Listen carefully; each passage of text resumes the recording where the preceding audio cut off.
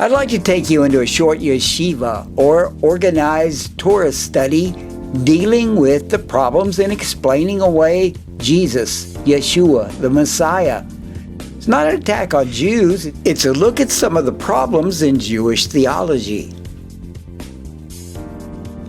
We'll start with a Google search and look at what Isaiah said in Hebrew.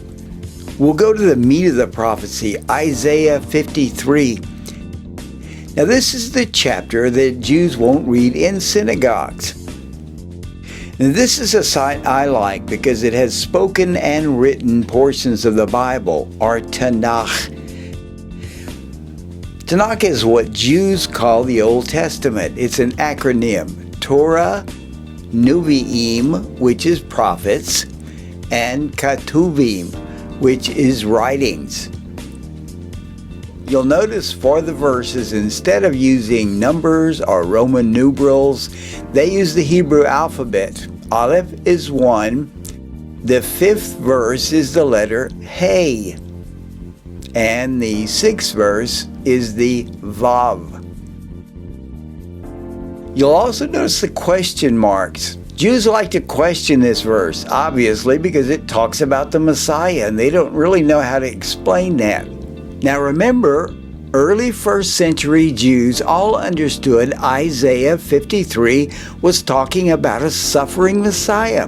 But after Jesus came and was crucified, they had to change this up, re-explain or reinterpret or rewrite Isaiah, which is one thing they did in the 2nd century.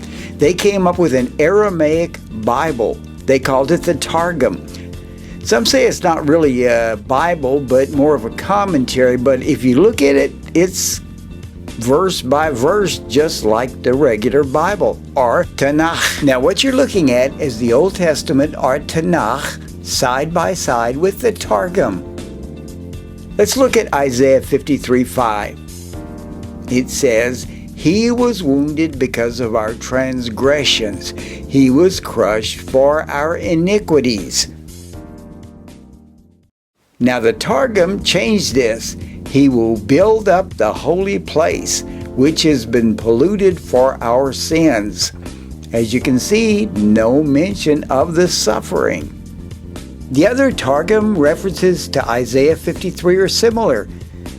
Jesus is not a suffering Messiah, but he's a praying Messiah.